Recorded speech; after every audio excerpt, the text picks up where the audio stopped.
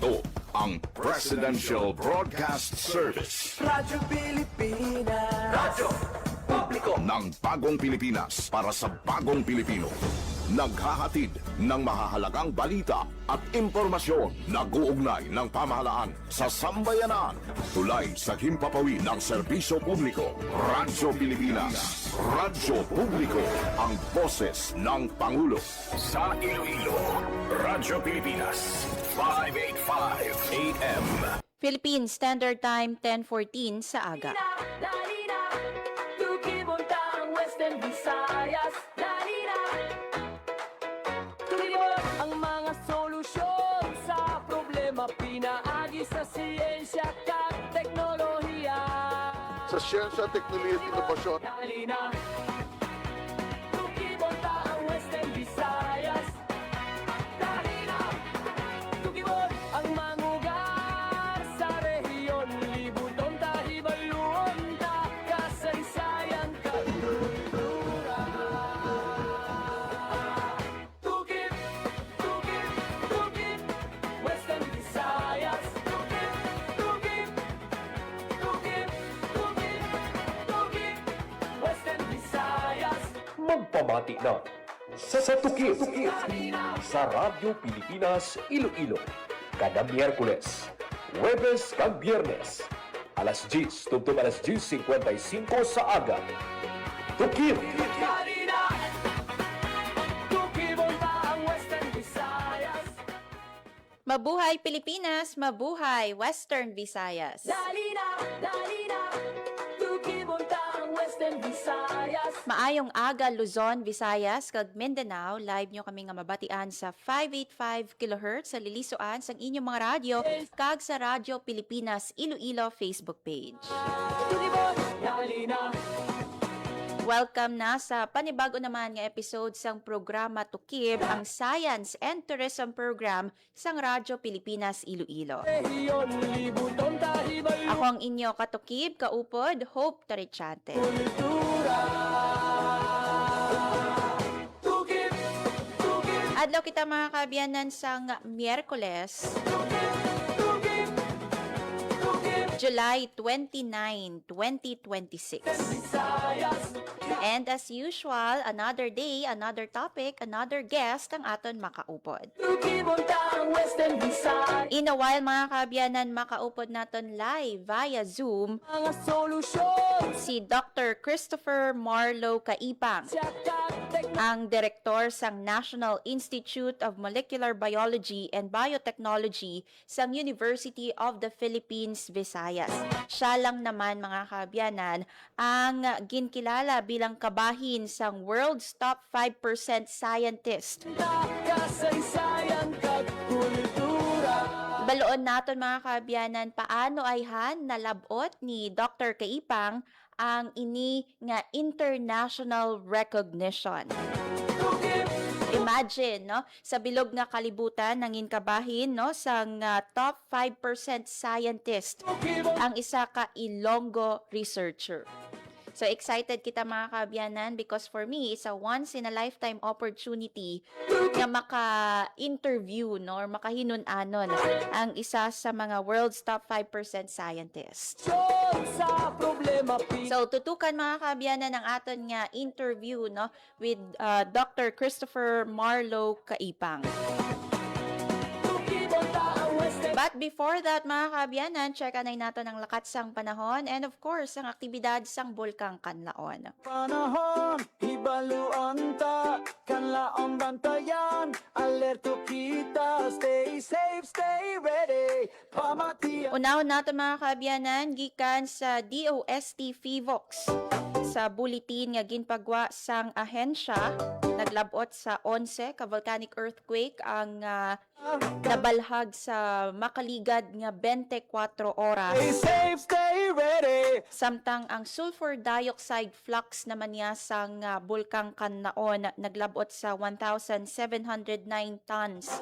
Ina no ang asupre nga ginpagwa sang bulkan and nabalhag ina kahapon nga adlaw July 28. Kita stay safe. Sa karon mga kaabyanan nagapabilin sa alert alert level 2 ang Bulkang Kanlaon.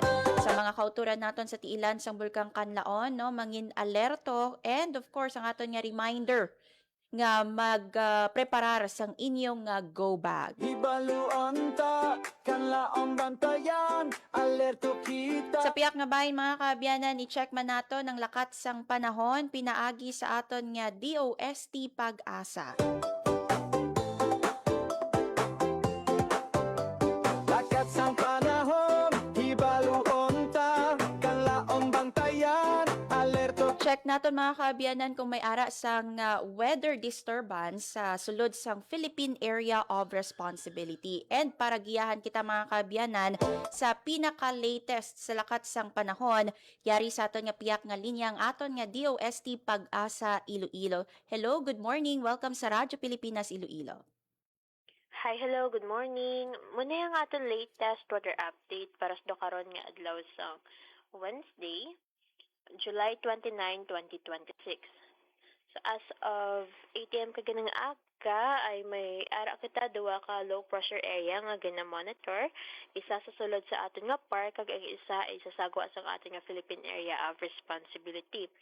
So first ang sasulod sa aton nga par ay amo ni ang LPA nga binabalubanta natin basta sa ma-available nga data nga yara siya sa may vicinity of Baaw, Camarines Sur. So ang ini nga LPA ay unlikely man ni nga mag-develop into a tropical depression na kon bagyo kag wala man ni siya ti direktang epekto sa aton. And then, ang isa kang LPA nga nasasagwa sa aton nga Philippine Area of Responsibility ay gina-estimate naton nga yara siya sa may 1,580 km east of Eastern Visayas. So, same man nga wala ni or manabo ang chance nga mag-develop into tropical depression o kon bagyo kag wala man ni siya ti direkta nga epekto sa aton. And then I stand corrected gali sa ang isa kang ang LPA nga yara sa aton nga par ay ara sa may Baaw, Camarines Sur. So amo ni mga LPA nga gina-monitor natin ay wala ni ti direkta nga epekto diri sa aton sa Western Visayas kag diri sa aton ay maga-eksperyensya kata sang generally fair weather kag wala man kag may mga posibilidad lang sa mga isolated mga pag-ulan pangalat kag panag-uob labi na gid sa hapon kag kagabihon tugas sa mga localized thunderstorm. Mahina tubtub makasarangan naman ang hangin naton nga magahalin sa direksyon southwest to south nga magadala sa makanay tubtub makasarangan nga pagbalod sa aton kadagatan. Forecast temperature natin generally nasa 24 to 31 degrees Celsius ang adlaw nag butla kag ginang alas 5:38 sang aga kag magatud ini alas 6:15 karon sa hapon. Kag muna ang aton latest weather update. Halin diri sa may Iloilo Doppler Radio Station. Ako si Leonor Silvestre, madamo nga. Salamat. Yes, madamo gid nga salamat, Ma'am Leonor Silvestre sang Pag-asa Iloilo. Lakat sang panahon, hibaluan ta. Nabatian mga kaabyanan ang latest sa lakat sang panahon pinaagi sa DOST Pag-asa. Pamatian na. And wala sang direkta nga epekto ang weather disturbance nga ginabantayan sang ahensya sa Philippine Area of Responsibility. However, expect sa gihapon mga kaabyanan ang pagtupa sang ulan diri sa aton sa Western Visayas tugas sang localized thunderstorm. Philippine Standard Time 10:22 sa aga. By the way mga kaabyanan, ginpangunahan ni President Ferdinand Marcos Jr. ang inauguration sang Energy Museum kag ang celebration sang 25th anniversary sang Electric Power Industry Reform Act o kon IPIRA kag ang Department of Energy Center sa Bonifacio Global City Taguig subong nga adlaw no July 29. So mayad to ang aktibidad sang presidente subong nga aga Hulyo 29. Oras sa Radyo Pilipinas 10:23 sa aga sa aton nga pagbalik mga kaabyanan makaupod na naton ang isa isa ka Ilonggo scientist kag ginkilala lang naman recently nga kabahin sang world's top 5% scientist. Western Visayas. Kilalahon nato no si Dr. Christopher Marlow Kaipang, ang direktor sang National Institute of Molecular Biology and Biotechnology sang University of the Philippines, Visayas. Bantayan mga kaabyanan sa pagbalik sang Tukib. Magandang araw, si Dingdong Dantes po ito. Kapag may nag-aalborotong bulkan, meron akong reminder sa mga dapat nating gawin. Tandaan lang ang MMG. M. Makinig sa payo ng mga otoridad. Huwag na magpapaniwala sa sabi-sabi. Lalo na sa fake news. M. Mahinahon na lumikas. Bago umalis, isara muna natin ang mga pinto at bintana para hindi pasukin ng abo ang inyong bahay. G. Go bag. Make sure na may nakahandang emergency go bag na may lamang damit, gamot, pagkain, tubig, pera at face mask. Madali lang tandaan, hindi ba? Mag-MMG ka lang kapag may nagbabadyang pagputok ng bulkan. Hashtag panatag ang may alam. Maging panatag Pilipinas. Time to celebrate kulturang Pinoy. Tradisyon, musika, sining, literatura at iba pa. Anything and everything fun and Filipino. Ito ang Pinoy Kultura. Flight PR 1043, now boarding. Hey, that's us! Vacation, here we go! Always love flying the first and oldest commercial airline in Asia, our very own flag carrier, Philippine Airlines. Dreaming of love while cruising at high altitudes. Did you know this track was specifically made for Philippine Airlines back in the 70s? Composed by Jose Marichan and arranged by Ryan Cayabyab. Closer to heaven with 30,000 feet. Brings back good old memories, at the same time, creating new ones with a new generation. Oo, ang ganda pa naman ng kanta. Leave all your worries as we soar over the clouds. I don't know about you, but I always feel a sense of pride every time I see our flag carrier on airports or up flying high in the sky. They'll be shooting stars through time and space. Yan ang Pinoy Kultura because our culture is cool. Maging fuel efficient. Planuhin ang bawat biyahe para iwas traffic. Mag-carpool para sa mababang carbon footprint at emission. Tipid na pamasahe, may savings ka na aabot sa 10%. This is a public service announcement from the Department of Energy and this station. Philippine Standard Time 10:26 sa aga. Ang mga solusyon sa And as promised mga kaabyanan, sining nga aga makaupod nato ng aton espesyal nga bisita.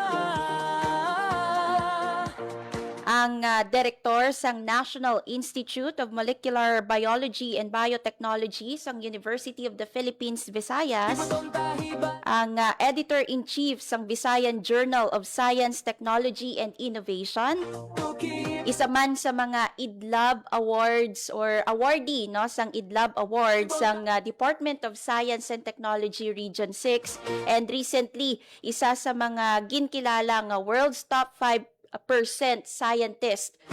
So yari na sa aton nga piyak nga linya no live via Zoom si Dr. Christopher Marlow Kaipang. Doc, maayong aga. Welcome sa Radyo Pilipinas Iloilo. Good morning, Miss Hope. Good morning sa tanan nga listeners sa Radio Pilipinas Iloilo. And salamat gid for the invitation, no. In spite of the mga busy sa aton tanan, no, still we manage to have this short interview. Yes, thank you gid Doc no for saying yes sa sining interview diri sa amon sa Radyo Pilipinas Iloilo. First of all, Doc, congratulations, nangin kabahin ikaw no sang world's top 5% scientist no sang 2025 SciRank Global Registry.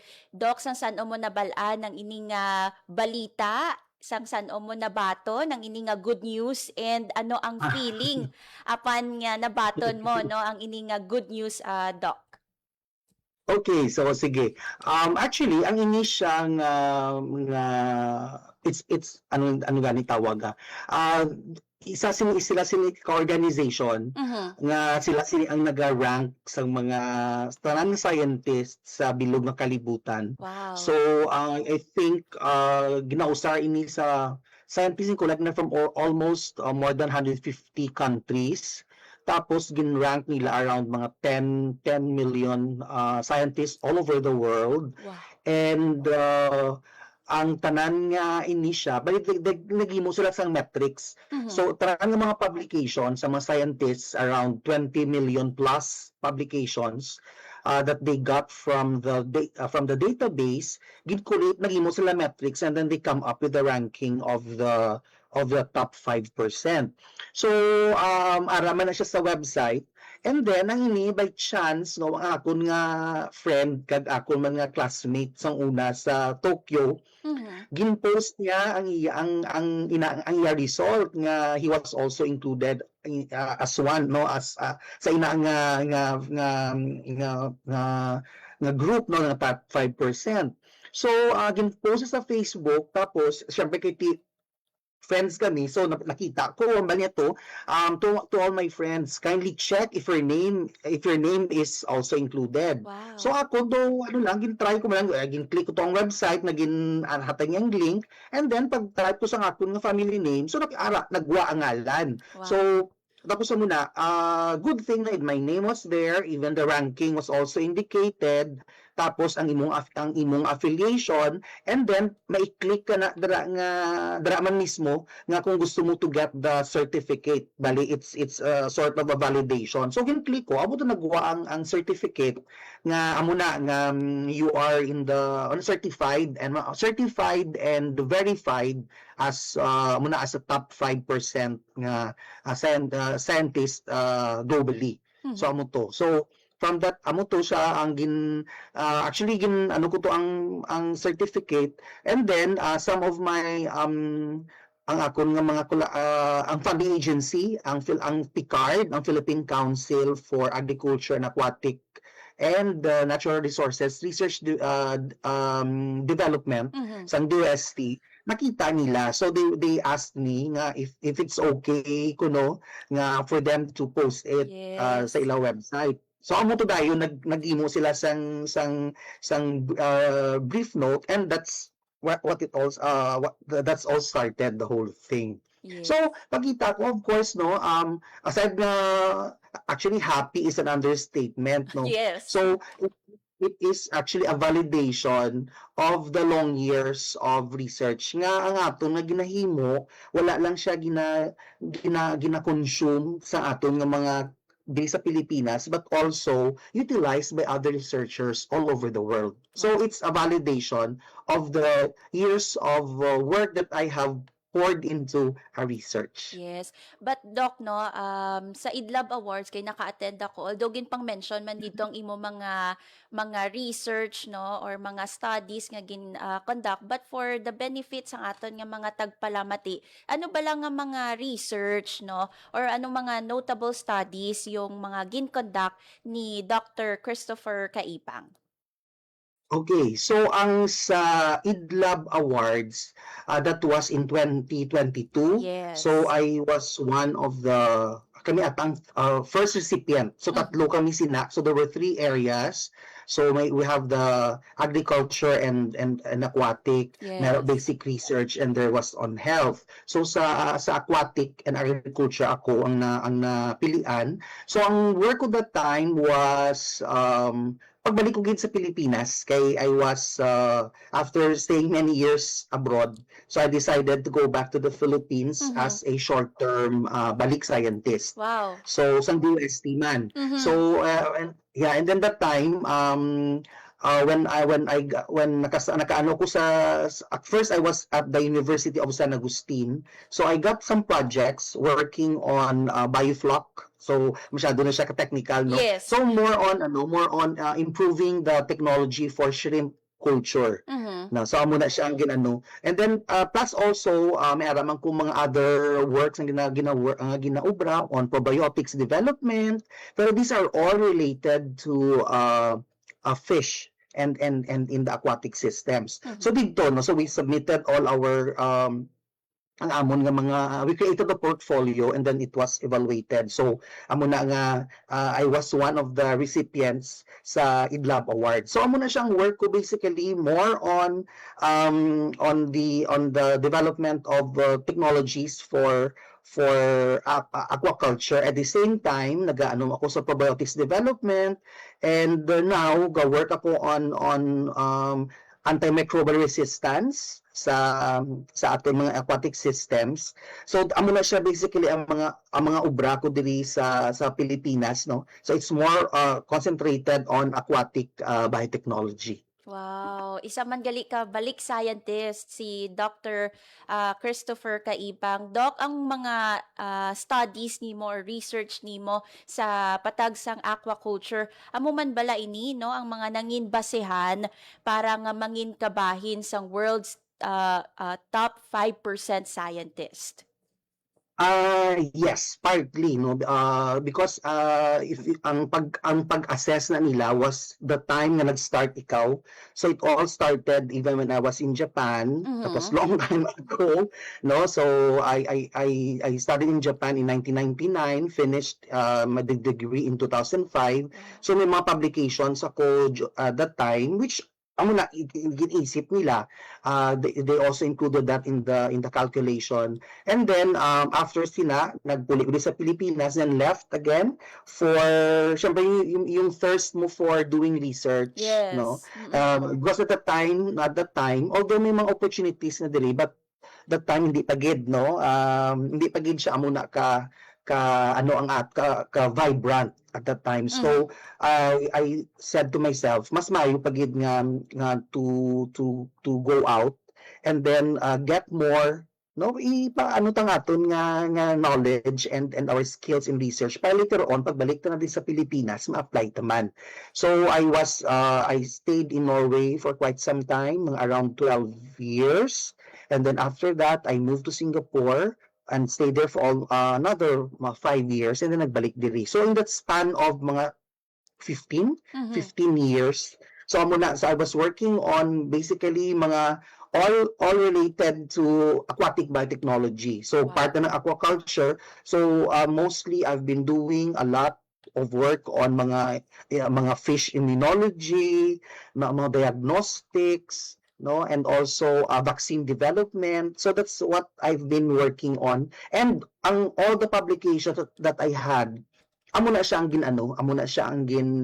gingamit, no, when they computed for the ranking. Plus pagbalik ko dito sa Pilipinas, kay I only returned in 2018, just before the pandemic. So may mga na publications naman ako and some works which were also included, no, in the calculation. So it's actually dugay na process, damo-damo na nga tuig. Yes. Until nga nakuha nila ang ranking. Yeah. Doc, curious lang, no, bata ka pa lang ya, gusto mo gid man ya nga mangin isa ka scientist? Ano gid ang dream mo, Doc, no? I wonder, no, kung ano Kaya, yan. okay. So sa mga I belong to the Gen X. So I think Gen X na the parents of the Gen X, I was born in 1972. Ang mga ginikanan na sa mga Gen X people usually gusto nila sila kabataan kung hindi maging doktor, maging lawyer, kung hindi maging engineer. Wow. So I was one of those, no, nga amo ang gusto ng parents wanted for me to become a medical doctor. So na condition na siya. Pero ang early sa akon nga during my elementary years, especially grade 3, dito na yan ko for science. So ang hambal ko nga siguro when you go into science, no, curious on the natural sciences, that would prepare me nga maging doktor sa ulihi. But then of course, no, pagdako mo na, when you go into high schools, you're exposed to a lot of other alternatives. So I took the entrance exams sa UP. Yes. And qualified for their BS Bio at the time, because pag mag-medicine. But then again, siguro fate has, no, may ara ka sa imo, pero God has other plans for you.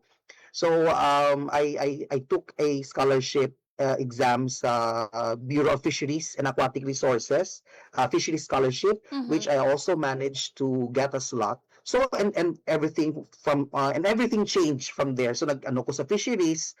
And at first no do medyo ano pa ikiti syempre no ang ano mo maging doktor, pero ang hambal ko it's still natural sciences, life sciences. So kung di man ko maging medical doctor, kasi later on I could still become a doctor in fisheries. So the interest is still there. Naglain lang ako nga direction, sciences man gihapon, hindi na sa tao pero sa mga isda na kag sa mga ano sang tubig. So yeah, so early on no sa gamay pa ko ara gid ang passion for to doing science. Yes, oo. But Doc, subong, you are the director sang National Institute of Molecular Biology and Biotechnology sang University of the Philippines. Para sa imo, Doc, no, ano bala ang paano bala makabulig ang molecular biology and biotechnology sa sa pagsabat sa mga challenges, mga pagpanghangkat sa patag sang aquaculture, also sa health, no, sa pagkaon or food security, Dr. Kaipang? So amo gina ang ano nato kay biotechnology. So amo na so I think even in the news damo kita nabatian on the use of biotechnology to improve food production, not only for terrestrial but also for aquatic. So ang amon sina nga expertise no, we use that no. For example, we try to develop detection methods no, para nga kung mabalaan mo ang mga sakit sang aton nga mga isda, maka ano kita sang mga pamaagi kung paano sila nga ma-control ang ina. Tapos ga-explore kita sa mga different approaches on how to improve the health no. So actually kung makita mga biotechnology ang gasol sa aton amo na mga genetically modified genetically modified. But then again, biotechnology is more than GMO. So pwede kita we can explore other areas. Amo na siya mga detection sa mga mga sakit nila, finding ways on how to mga additives sa pagkaon, mga probiotics development, which are all scope of biotechnology. So amo na siya subuang amon nga gina-work diri sa National Institute of Molecular Biology and Molecular Biology kay especially on the center kami sa mga aquatic organisms. So because ang flagship program sang UP Visayas is on fisheries no and the marine sciences. Yes. Doc, by the way, no, na-mention man sa SONA ni President Ferdinand Marcos Jr., and I quote, no, AI is here to stay, no, artificial intelligence is here to stay. And next week, no, hiwaton diri sa syudad sang Iloilo ang AI Fest, no, for the second time, no, ang National AI Fest. Doc, para sa imo, no, with sa mga makabag-o nga teknolohiya subong with artificial intelligence, diin ayhan ang direksyon sang scientific research diri sa aton sa pungsod Pilipinas. Yeah, I think it's maayo na siya nga like sambal ni President Marcos, it's here to stay. No, but then again, it's here with us, but we have to be very careful not to abuse AI. Yes. Kay masami ang ginahimo naton.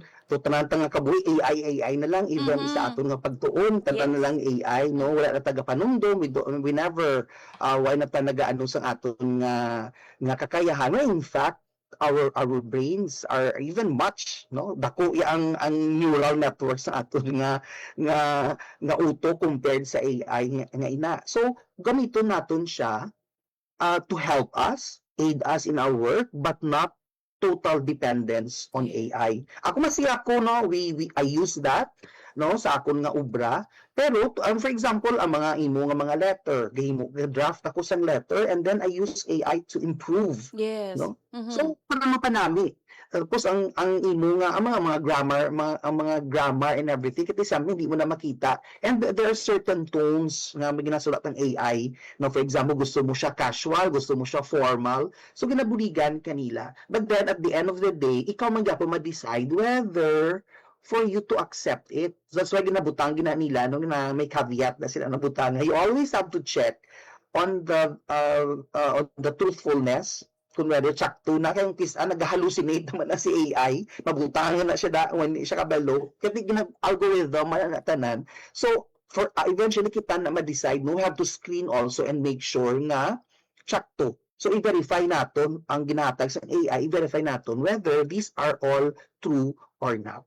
So amo na siya no, it's here to stay, but we have to make sure nga we have to use it tawag dito, we have to make sure that we should not be totally dependent on it. Yes, and amo man na no ang gina-campaign sang DOST Western Visayas ethics and governance no sang artificial intelligence. By the way, Yes. Doc, no, ikaw kilala kaya as an international scientist no, or rather you are internationally recognized scientist. But for your opinion Doc, no, ano pa dapat ang obrahon sa pungsod para nga mas damo nga mga Pilipino nga mga scientist ang makilala man no, especially ang ila nga mga inobrahan.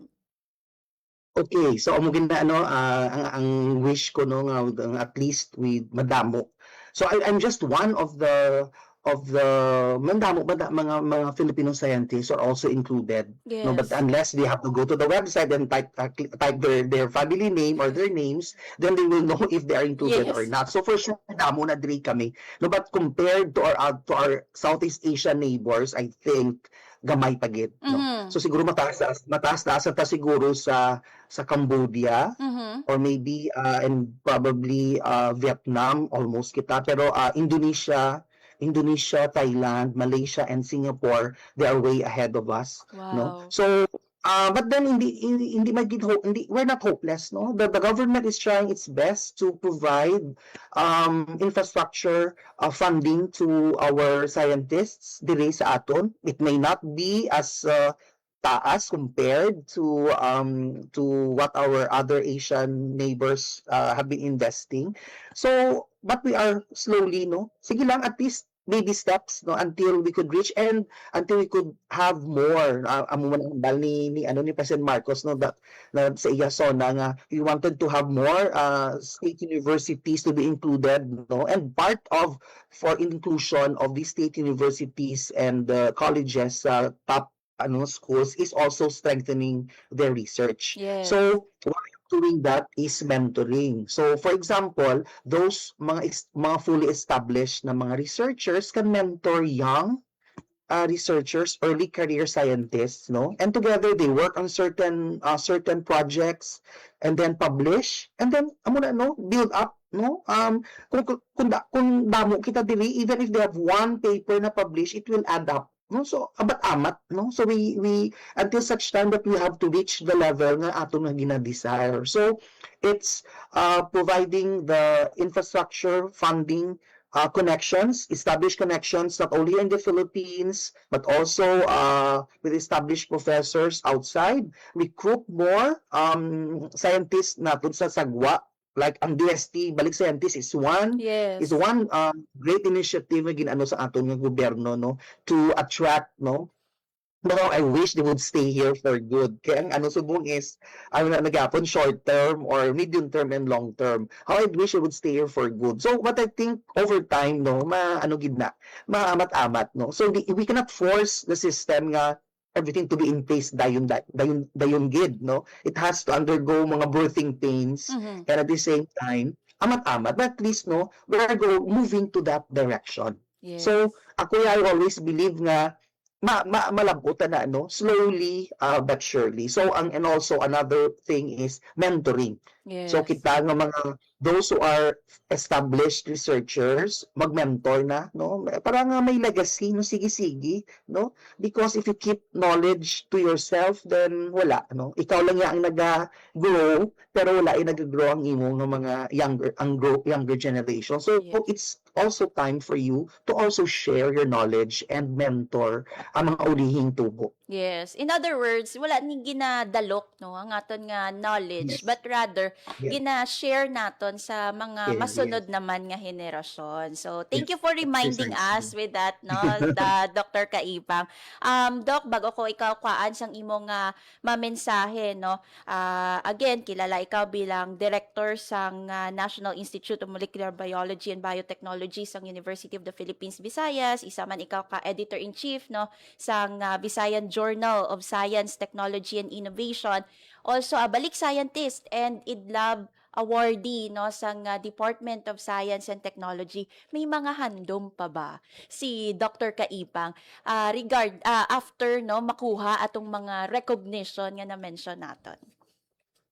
Ang mga handom siguro hindi na para sa akon. Ang sa akon is to get more people interested to doing research, no. And one way for us to be interested is ang ano gina no ara gid dapat ang passion, ara gid always ang sense of wonder or curiosity, Yes. and at the same time to always remain humble. So amo gina ang mga ayo nato no. So sa uling tubo, ano gid always have this sense of curiosity and the passion no to do research. No, hindi na siya nga not because nga you are to satisfy your grade requirement in research, not because you want to win competitions, but you want to do research because you want for a better society, no, and want to improve the quality of life of our nation. So amo ginai ang aton nga ultimate goal, no, more than the personal nga mga accolades, no, it's towards for the betterment of our nation. Yes, kasi linggani nila Doc no, yung mga recognitions bonus na lang na iya sa pag-ubra correct. sang mga dapat mo ubrahon na sa researcher no. And yes, we agree no, curiosity gidya kay dapat ang mga researchers naton as much as possible everyday curious so para masigig-sigi ang pag seek sang truth or seek sang facts no. So last na lang siguro Doc no, since nga ang goal mo is to tap more people no, may mga kauturan kita nga nagaduwa-duwa kung magsulod sa patag sang research or science or STEM no Doc. So anong imo nga malaygay sa ila no to pursue science, technology, engineering and mathematics? Ang ako lang mahambal is gabi no may mga laygay. Ano lang sige lang, don't be afraid to commit mistakes. No, ako sa damo ko kapalpakad no, and also remember to always challenge na siya and always to move to go out of your comfort zone. Kaya kung ako, for example, before, kung wala ako nagwa sa akong comfort zone, probably wala ko ni na labot ang whatever nabot ko subong, no? So always challenge, face every challenge, and then never be afraid to commit mistakes, and most especially always anchor your heart ang imo nga bugos sa the one no, the great to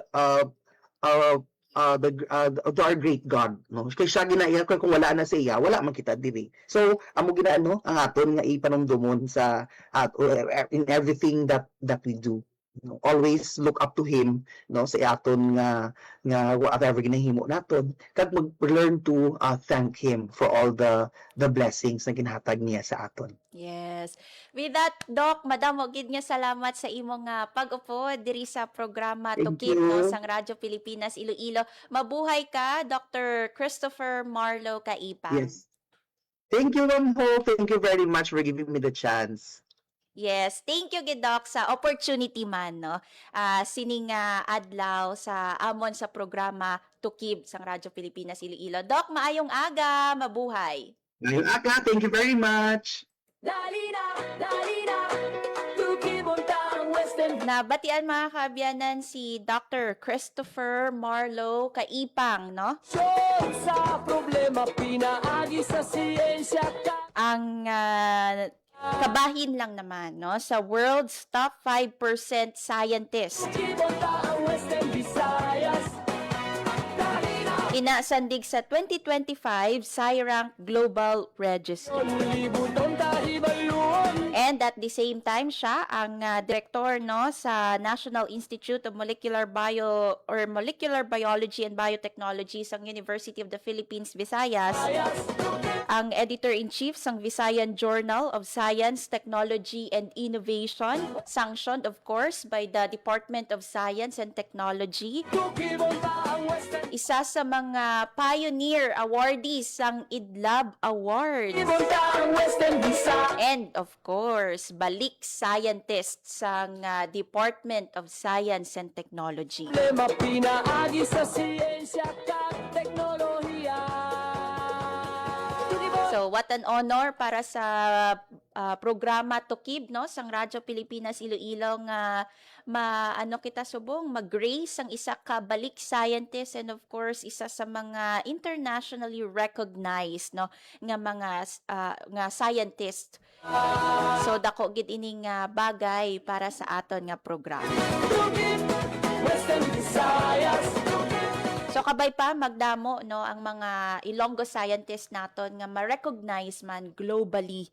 Kay again pagpakita man ini, no, sang abilidad sang mga Ilonggo researchers. Madamo sang mga Ilonggo researchers or rather researchers diri sa Western Visayas. Western Visayas. So nagapatigid kita, no, nga may abilidad, may igkasarang, no, nga aton nga mga researchers diri sa rehiyon sa East. And siling gani, no, before sa isa ka event, no, diri sa Iloilo City nga gintambungan sang anay secretary, no, Secretary Fortunato de la Peña, ang Western Visayas ang isa sa may highest concentration of balik scientists. True enough, no? Si Dr. Kaipang ang halimbawa dira, no, sa mga balik scientist naton. Also si Dr. Doralyn Dalisay, si Dr. Saludes ang University of San Agustin, si Dr. Cyrus Gumari nga naging guest man naton diri sa programa Tukib. So that's it, no, para sa aton nga mga balik scientist. So kabay pa madamo sang mangin kabahin, no, sang balik scientist program sa Department of Science and Technology. Anyway mga kaabyanan, thank you so much sa inyo nga pagtutok diri sa programa Tukib. Of course, again, thank you kay Dr. Christopher Marlow Kaipang. Sa mga nagtutok sa Facebook Live, no, kag sa radyo, of course, sa 585 AM. Madamo gid nga salamat man sa aton nga mga katuwang technical diri sa studio si Sir Alan Defante kag sa transmitter Sir Vermore Aventura. Madamo gid nga salamat mga kaabyanan. And ululupod naman kita buwas, no? 10 a.m. to 11 a.m. Nanging kaupod ninyo mga kaabyanan, Hope Tarichante, kagini ang Tukib. Radyo Pilipinas. Radyo Publiko. Radyo Pilipinas. Ang inyong tulay sa himpapawid ng serbisyo publiko. Ang Presidential Broadcast Service, Radyo Pilipinas, Radyo Publiko. Radyo Pilipinas. Radyo Publiko. Kinilala ng pang-international at prestigyosong Asia-Pacific Broadcasting Plus Awards 2025 para sa kategorya ng Government Streaming. Ito ay dahil sa epektibo nitong pagsasanib ng mga tradisyonal na media tulad ng telebisyon, radyo at print para masabayan ang mabilis na pag-inog ng mundo ng digital at social media tungo sa mas epektibong paghahatid ng mahahalaga at napapanahong mga impormasyon sa mamamayang Pilipino. Kinilala rin ang Radyo Pilipinas dahil sa patuloy na pag-akyat ng rating. Ngayon ay matatag sa pang-4 na pwesto sa Mega Manila ayon sa pinakahuling Nielsen Radio Audience Measurement Survey. at sa social media. Nakamit ang mahigit 2,000% pagtaas ng bilang ng mga sumusubaybay sa Radyo Pilipinas page sa unang bahagi ng 2025. Patunay ito na ang inyong Radyo Pilipinas Radyo Publiko ay tunay na kaagapay ng inyong pamahalaan sa paghahatid ng serbisyo sa mga mamamayang Pilipino. Mula sa aming lahat, sa ngalan ng inyong pamunuan at mga kawani ng Presidential Broadcast Service, kasama ang inyong mga himpilan ng Radyo Pilipinas sa buong kapuluan. Maraming salamat po sa inyong lahat, sa inyong pagtangkilik at pagkilala. Radyo Pilipinas. Radyo Publiko.